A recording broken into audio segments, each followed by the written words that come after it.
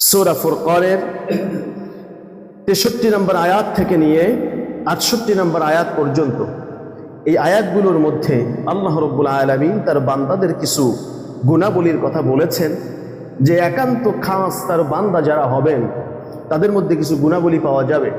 সেই গুণাবলীগুলো নিয়ে আলোচনা করতেছিলাম, যাতে আমরা এটা বুঝতে সক্ষম হই যে আমরা আল্লাহর বান্দা কিনা, আমাদের মধ্যে এই গুণগুলো আছে কিনা। যদি থাকে তো আলহামদুলিল্লাহ, যদি এই গুণগুলো না থাকে তাহলে এই গুণগুলো আমাদের মধ্যে নিয়ে আসবো ইনশাআল্লাহ। আমরা এই ব্যাপারে আলোচনা করেছি কয়েক জুমা ধরে।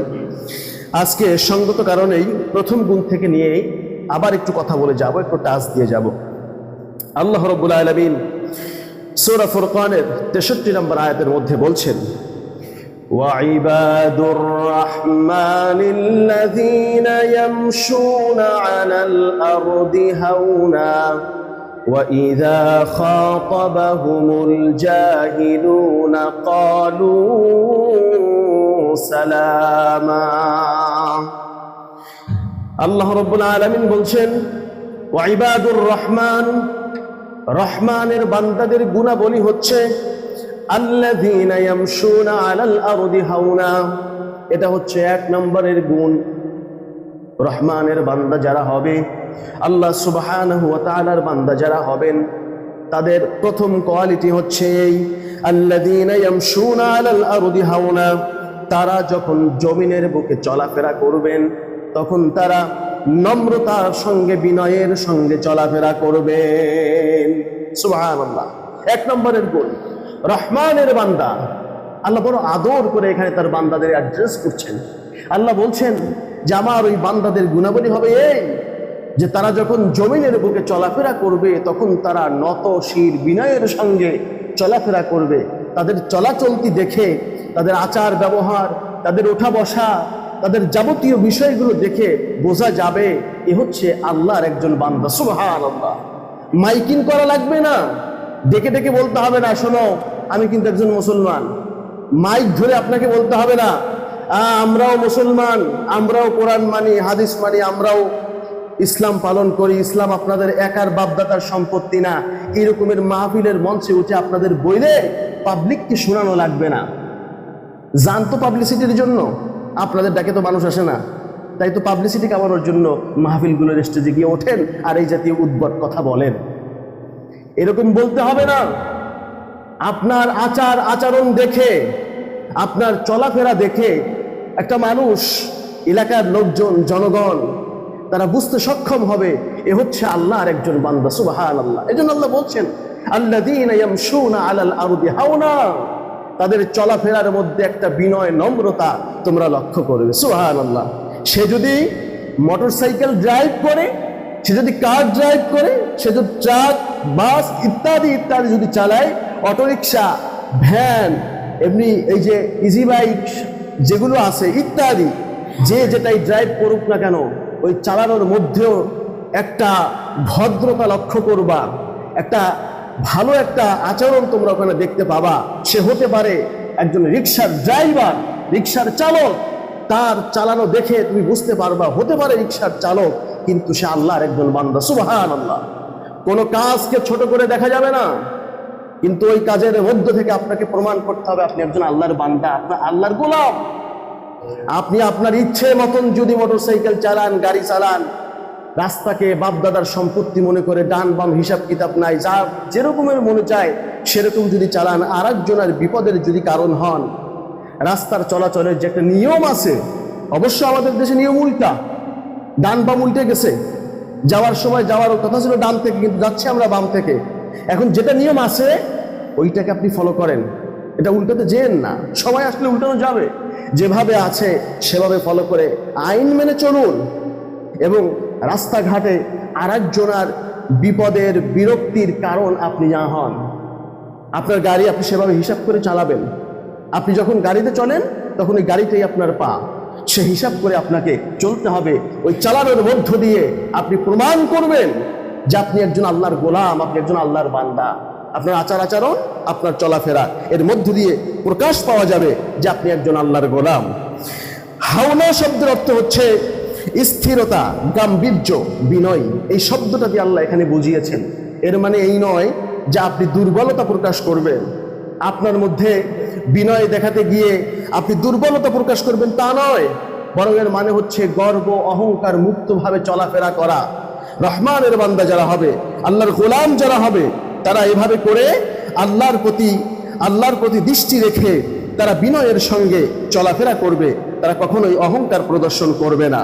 এটা হচ্ছে রহমানের বান্দাদের 1 নম্বর কোয়ালিটি। দেখুন আল্লাহ অন্যত্র বলছেন, ওয়ালা তামশি ফিল আরদি মারহা ইন্নাল্লাহা লা ইউহিব্বু কুল্লা মুখতালিন ফাখুর। আল্লাহ বলছেন, তোমরা পৃথিবীর বুকে গর্ব ভরে বিচরণ করো না।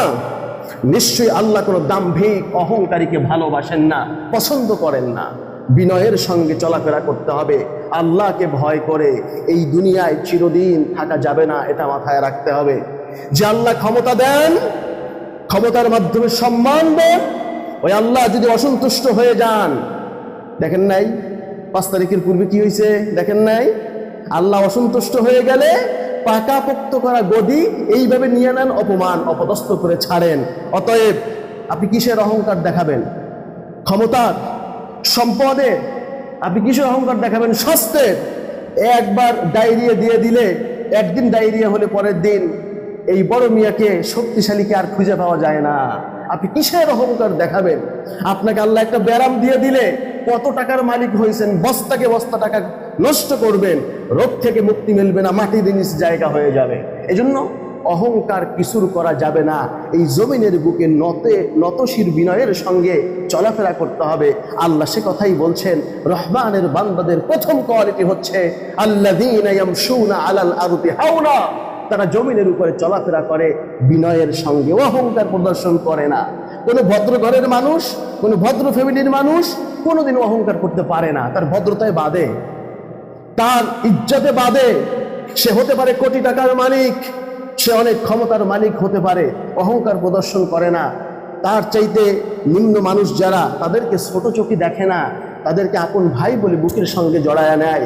সে নিম্নমানের কর্মচারীও হতে পারে, তাকে শ্রদ্ধা করে, তাকে ভালোবাসে। এই উপস্থিতি, এটা হচ্ছে রহমানের বান্দাদের গুণাবলী। বলবো কখন, আলোচনা শুরু করতে পারলাম না, শেষ করার সময় হয়ে গেছে। দ্বিতীয় গুণ আল্লাহ বলছেন এই সূরা ফুরকানের মধ্যে, রহমানের বান্দাদের দ্বিতীয় গুণ কি শোনেন, وَإِذَا خَاطَبَهُمُ الْجَاهِلُونَ قَالُوا سَلَامًا। রহমানের বান্দাদের দ্বিতীয় গুণ হচ্ছে, তারা অজ্ঞ লোকেরা যখন তাদেরকে সম্বোধন করে, তাদের সঙ্গে কোনো কথা বলতে চায়, অথবা তাদেরকে সম্বোধন করে কোনো কটু বাক্য বলে, তাদেরকে ট্যাগ লাগায়, তাদেরকে নিয়ে বাজে মন্তব্য করে, তখন তারা তাদের সঙ্গে তর্কে লিপ্ত হয় না। ক্বালু সালামা, তারা বলে সালাম, সালাম বলে তারা ওখান থেকে বিদায় নেয়। এখানে লক্ষণীয় দুটো বিষয়। ওয়াইদা খাতাবাহুমুল জাহিলুন, জাহেল বলে আল্লাহ কোন মূর্খ, অজ্ঞ, মানে যে লেখাপড়া জানে না, তাকেও আরবিতে বলা হয় জাহেল। যে লেখাপড়া জানে না তাকে আরবিতে জাহেল বলা হয়। আল্লাহ জাহেল বলে এখানে এই জিনিসটা বুঝাননি। আল্লাহ এখানে জাহেল বলে ওই সমস্ত ব্যক্তিদেরকে বুঝাচ্ছেন, তাদের শিক্ষা, দীক্ষা, ডিগ্রি থাকতে পারে, তারপরেও যারা অশ্লীল কথা বলে, বাজে কথা বলে, সত্য বিবর্জিত কথা বলে, তাদেরকে আল্লাহ রাব্বুল আলামিন এখানে ইন্ডিকেট করে বলেছেন, ওয়াইদা খাতাবাহুমুল জাহিলুন। জাহেলরা যখন কোনো সম্বোধন করে, যখন বাজে ট্যাগ লাগায়, বাজে মন্তব্য করে, খাতাবাহুমুল জাহিলুনা ক্বালু সালামা, তখন তারা ওখান থেকে সালামের মাধ্যমে বিদায় নেয়। এই সালাম বলে আল্লাহ প্রচলিত সালামকে বুঝাননি। এখানে সালাম মানে হচ্ছে শান্তি বজায় রাখে। ওখানে অশান্তি তৈরি করে, তার সঙ্গে হাঙ্গামা করে, সে তো মূর্খ মানুষ, সে তো অহংকারী মানুষ, সে তো পাপী ব্যক্তি। সে চাইলে যে কোনো মুহূর্তে যে কোনো কিছু করে বসতে পারে, এমন একটা কথা বলতে পারে, এমন একটা কাজ করতে পারে যাতে সম্মানী ব্যক্তির সম্মান নষ্ট হয়ে যাবে। তাই সে তার সঙ্গে তর্কে লিপ্ত হয় না, তার সঙ্গে অযথা তর্ক করে না, ওখান থেকে শান্তি বজায় রেখে সে বিদায় নেয়। এই শান্তি মানে হচ্ছে নিরাপত্তা। সে নিরাপত্তা বজায় রাখে যে ওর মাধ্যমে আমার যেন ক্ষতি না হয়, কওমের যেন ক্ষতি না হয়, মুসলিমদের যেন ক্ষতি না হয়। সেই শান্তিপূর্ণ অবস্থান নিরাপত্তাপূর্ণ অবস্থান বজায় রেখে তাদেরকে সালাম দিয়ে বিদায় হয়, তোমরা তোমাদের মতন থাকো, আমরা আমাদের মতন থাকি। আল্লাহ রাব্বুল আলামিন বলছেন সূরা কাসাসের 55 নম্বর আয়াতে, وَإِذَا سَمِعُوا اللَّغْوَ أَعْرَضُوا عَنْهُ وَقَالُوا لَنَا أَعْمَالُنَا وَلَكُمْ أَعْمَالُكُمْ سَلَامٌ عَلَيْكُمْ لَا نَبْتَغِي الْجَاهِلِينَ। আল্লাহ রাব্বুল আলামিন বলছেন, وَإِذَا سَمِعُوا اللَّغْوَ أَعْرَضُوا عَنْهُ, আর যখন তারা অসার বাক্য শ্রবণ করে তখন তারা তা উপেক্ষা করে চলে যায়। আল্লাহর বান্দা যারা, তারা যখন বাজে কথা শোনে, উল্টাপাল্টা কথা শোনে, তখন তারা সেখানে থাকে না, কারণ এই বাজে কথা শুনলেও গুনাহ হবে, গীবাত শুনলেও গুনাহ হবে। তাই তারা এই পরিবেশকে ত্যাগ করে, ওই পরিবেশ থেকে তারা উঠে যায়। وَقَالُوا لَنَا أَعْمَالُنَا وَلَكُمْ أَعْمَالُكُمْ, এবং তাদেরকে লক্ষ্য করে সতর্কবাণী উচ্চারণ করে বলে, শোনো, তোমাদের কর্মের ফল তোমরা পাবা। এখানে বসে যে গীবাত করতেছো, মিথ্যা কথা বলতেছো, বাজে কাজ করতেছো, এর প্রতিফল তোমরা পাবা। আর আমরা যে তোমাদেরকে বর্জন করলাম আল্লাহর আদেশ অনুযায়ী, তাই এর ফলও আমরা আল্লাহর কাছে পাবো। সালামুন আলাইকুম লা নাবতাগিল জাহিলিন, তোমাদের প্রতি সালাম রইল, আমরা তোমাদের মতন অজ্ঞ ব্যক্তিদের সঙ্গ চাই না। তারা এই সমস্ত মূর্খ, অজ্ঞ, জ্ঞান পাপীদের সঙ্গকে তারা পরিত্যাগ করে ওখান থেকে শান্তি বজায় রেখে বিদায় নিয়ে চলে যায়। প্রিয় উপস্থিতি, দেখুন বিশ্বনবী সাল্লাল্লাহু আলাইহি ওয়াসাল্লামের একটি হাদিস না বলে পারছি না, আবু দাউদের মধ্যে বর্ণিত হয়েছে। নবীজি সাল্লাল্লাহু আলাইহি ওয়াসাল্লাম বলছেন, আনা যাইমুন বিবাইতিন ফি রাবাতিল জান্নাহ লিমান তারাকাল মিরাআ ওয়া ইন কানা মুহিক্কান। নবীজি বলছেন, ন্যায় সঙ্গত হওয়া সত্ত্বেও কোনো ব্যক্তি যদি তর্ক পরিহার করে, ঝগড়া পরিহার করে, তাহলে নবীজি বলছেন তার জন্য জান্নাতের বেষ্টনীর মধ্যে আমি নবী একটি ঘরের জিম্মাদার হয়ে গেলাম। সুবহানাল্লাহ। নিজে হক, নিজে সত্য, তা জানা সত্ত্বেও তর্ক পরিহার করতেছে কেন? এখানে ফিতনা বাজতে পারে, এই আশঙ্কায় নবীজি সাল্লাল্লাহু আলাইহি ওয়াসাল্লাম বলছেন, শোনো, ওখান থেকে তুমি যে তর্কটা পরিহার করলা, এর বিনিময় জান্নাতের মধ্যে আমি তোমার জন্য একটা ঘরের জিম্মাদার হয়ে গেলাম। সুবহানাল্লাহ। আমি তোমার একটা ঘর দিব, আমি নবী তোমাকে দায়িত্ব করে একটা ঘর দিয়ে দিব জান্নাতের মধ্যে। তাই আসুন আমরা তর্ককে পরিহার করি, মূর্খদের সঙ্গ দেব না, মূর্খদের সঙ্গে তর্কে জড়াবো না। আল্লাহ আমাদেরকে এই দ্বিতীয় গুণটাও নিজেদের মধ্যে নিয়ে আসার তৌফিক দান করুন। আমরা সকলেই পড়ছি আমিন। 3 নম্বরের কোয়ালিটি, আল্লাহর বান্দাদের 3 নম্বর গুণ, والذين يبيتون لربهم سجدا وقياما। সরি, আল্লাহ রাব্বুল আলামিন 3 নম্বর গুণ সম্পর্কে বলছেন যে রহমানের বান্দাদের 3 নম্বর গুণ হচ্ছে, আর তারা রাত কাটায় তাদের রবের উদ্দেশ্যে দণ্ডায়মান অবস্থায়, সাজদারত অবস্থায় এবং দণ্ডায়মান অবস্থায়। সুবহানাল্লাহ। আল্লাহর বান্দা যারা হবে, ইবাদুর রহমান, রহমানের গোলাম যারা হবে, আমাদের সবচেয়ে বড় পরিচয় কি জানেন? বলতে পারেন কি? বলেন তো। আমাদের সবচাইতে বড় পরিচয় হচ্ছে আমরা আল্লাহর গোলাম। আমরা কার গোলাম বলেন তো? আমরা আল্লাহর গোলাম। আমরা কোনো খাজা বাবার গোলাম নই, আমরা কোনো পীর সাহেবের গোলাম নই, আমরা কোনো মাজারের গোলাম নই, আমরা কোনো হাফেজ, মাওলানা, মুফতি, ইমাম কারো গোলাম নই। এমনকি আমরা বিশ্বনবী মুহাম্মদুর রাসূলুল্লাহ সাল্লাল্লাহু আলাইহি ওয়াসাল্লামের গোলাম নই। আমরা গোলাম কার বলেন তো? আল্লাহর গোলাম। দেখেন না, সূরা ফাতিহার মধ্যে শুধু বলতেই থাকি, প্রতি ওয়াক্ত নামাজের প্রতি রাকাতে ইয়্যাকা না'বুদু ওয়া ইয়্যাকা নাস্তাঈন, আমরা তোমার ইবাদত করি, আমরা তোমার গোলামি করি আর তোমার কাছেই সাহায্য চাই। সুবহানাল্লাহ। আমরা আল্লাহর গোলামি করি, আল্লাহর কাছে সাহায্য চাই। এই যে আল্লাহর গোলাম, এটা অনেক বড় সম্মানের একটি পরিচয়। এই পরিচয় আমাদেরকে বহন করতে হবে। আপনারা কি লক্ষ্য করেছেন কোরআন কারীমের মধ্যে আল্লাহ নবীকে কোথাও ইয়া মুহাম্মদ বলে ডাক দেননি? কারণ তিনি সম্মানিত ব্যক্তি। অন্যান্য নবীদেরকে যখন ডাকার প্রয়োজন হয়েছে আল্লাহ কোরআনে রেখেছেন ইয়া ঈসা, ইয়া মূসা, ইয়া ইব্রাহিম, ইয়া ইয়া ইয়াহইয়া খুযিল কিতাবা বিকুওয়া। এভাবে করে এক একজন নবীকে হে ঈসা, মূসা, ইব্রাহিম বলে ডাক দিয়েছেন। পুরা কোরআন চষে আপনি দেখতে পারেন কোথাও ইয়া মুহাম্মদ এই শব্দটা নাই। সুবহানাল্লাহ, কতটা সম্মান আল্লাহ দিয়েছেন। এই নবীকে যখন আল্লাহ কোরআনের মধ্যে অ্যাড্রেস করছেন, তখন আল্লাহ রাব্বুল আলামিন বলছেন যে আমি আমার বান্দার উপরে এই কোরআনকে নাজিল করেছি। আমি আমার বান্দা বলে আল্লাহ রাব্বুল আলামিন তার রসুলকে কোরআন কারীমের মধ্যে অ্যাড্রেস করেছেন, তার পরিচয় দিয়েছেন আমার বান্দা মুহাম্মদ সাল্লাল্লাহু আলাইহি ওয়াসাল্লাম। সুবহানাল্লাহ পড়বেন না? আল্লাহ বলছেন যে আমি আমার বান্দার উপরে এই কোরআনকে অবতীর্ণ করেছি। আরবি টেক্সটটা এখন মনে পড়ছে না, যার কারণে অনুবাদটা বলে দিলাম। আল্লাহ তার রসুলকে বান্দা বলে সম্বোধন করেছেন, পরিচয় করিয়ে দিয়েছেন কোরআনের মধ্যে। তাহলে এই বান্দা নামটা এটা বড় গুরুত্বপূর্ণ, এটা বড় সম্মানের। তাই নিজেদেরকে আল্লাহর বান্দা বা গোলাম হিসেবে পরিচয় দিতে হবে। এই পরিচয়ের মধ্যে স্বাচ্ছন্দ্য খুঁজতে হবে, এই পরিচয়ের মধ্যে আনন্দ খুঁজতে হবে, এই পরিচয়ের মধ্যে সম্মান খুঁজতে হবে। যে ব্যক্তি আল্লাহর গোলাম হতে পারেনি, নিঃসন্দেহে সে শয়তানের গোলাম।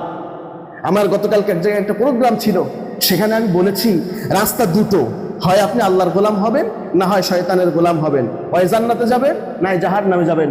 মাঝখানে থাকার কোনো সুযোগ আপনার নাই। আপনার যখনই আল্লাহর গোলামের খাতার থেকে নাম কাটা হয়ে যাবে, তখন আপনার নামটা অটোমেটিক শয়তানের গোলামের খাতায় উঠে যাবে। অথচ আল্লাহ রাব্বুল আলামিন বলছেন ওয়ালা তাত্তাবিউ খুতুওয়াতিশ শাইতান, শয়তানের পদঙ্ক অনুসরণ করো না, কারণ ইন্নাহু লাকুম আদুউম মুবিন, কারণ শয়তান হচ্ছে তোমাদের প্রকাশ্য শত্রু। এই শত্রুর পদঙ্ক অনুসরণ করা যাবে না। ও শত্রু নিজে তো জাহান্নামে যাবেই, এর অনুসারী যারা হবে, এর কথা অনুযায়ী যারা চলবে, তাদেরকেও জাহান্নামে নিয়ে যাবে। শয়তানকে কিয়ামতের দিবসে দেখে মানুষ ধরবে, বলবে বেটা তুই আমাদেরকে ধোঁকা দিছিস। তখন সে বলবে আমি তোমাদেরকে একটা বুদ্ধি দিছি, পরামর্শ দিছি, একটা ডাক দিছি, তোমরা আমার ডাকে সাড়া দিয়ে চলে আসছো, দলিল খোঁজো নাই, প্রমাণ খোঁজো নাই। আর আলেম ওলামারা, আল্লাহ এবং রসুল তোমাদেরকে ডেকেছেন কোরআন দিয়ে, হাদিস দিয়ে, দলিল দিয়ে, প্রমাণ দিয়ে, সেদিকে তোমরা যাও নাই কেন? আমার এই ধোকার দিকে আসছো, আজকে আমার সাথে ধোকা খেয়ে জাহান্নামে যাও। 16 কথা বলে শয়তান পার পেয়ে যাবে, তখন আপনি শয়তানের আর কিচ্ছু করতে পারবেন না। এই দুনিয়ায় থাকা অবস্থায় এখনই শয়তানের বিরুদ্ধে সংগ্রাম করার সময়। ভাই শোনেন না, জিহাদ, রাষ্ট্রীয় জিহাদ, বড় জিহাদ, ওই মাঠে গিয়ে অস্ত্র নিয়ে যুদ্ধ করার আগে নিজের সঙ্গে নিজে জিহাদে লিপ্ত হন, নিজের মধ্যে আগে জিহাদে লিপ্ত হন, নিজেকে আগে ইসলামের জন্য প্রস্তুত করুন, শয়তানের বিরুদ্ধে জিহাদ শুরু করুন। এটা করে নিজেকে একজন খাঁটি মুসলিম হিসেবে পরিচয় দিয়ে তারপরে মাঠে নামেন। তা না হলে মাঠে যখন নামবেন, এই একটা বোমা, একটা গুলির শব্দ পাইলে আপনি তো দূরে থাকেন, আপনার 14 গোষ্ঠীর খুঁজে পাওয়া যাবে না। প্রিয় উপস্থিতি, বাস্তবতার সঙ্গে আমাদেরকে ভাবতে হবে। কোরআন, হাদিস, ইসলাম আমাদেরকে বাস্তবতার নিরিখে কথা বলে, আমাদেরকে বাস্তবতা অনুযায়ী আমল করতে বলে। 3 নম্বরের গুণ আল্লাহ যেটা বলছেন যে তার বান্দারা রাত কাটায় তার জন্য দণ্ডায়মান অবস্থায়, কিয়াম করে, দাঁড়িয়ে দাঁড়িয়ে নামাজ পড়ে, আর সাজদারত অবস্থায় সাজদা করে তার রবের উদ্দেশ্যে রাত কাটায়। প্রিয় উপস্থিতি, এটা হচ্ছে রহমানের বান্দাদের 3 নম্বরের গুণাবলী। আমি আন্তরিকভাবে দুঃখিত, সামনের আর এই গুণগুলো আগায় নিতে পারছি না, আমাদের সালাতের টাইম হয়ে গিয়েছে।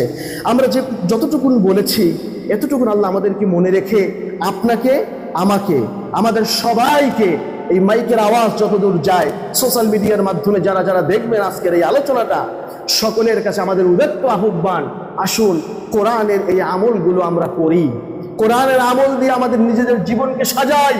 তাহলে দুনিয়া এবং আখিরাত আমাদের জন্য সৌন্দর্যমণ্ডিত হবে। আর অহংকারী হবেন, অহংকার প্রদর্শন করবেন, নিজেকে অহংকারী হিসেবে পরিচয় দিবেন, আল্লাহ অপমানিত করে, লাঞ্ছিত করে, গজব দিয়ে ধ্বংস করে দিবেন।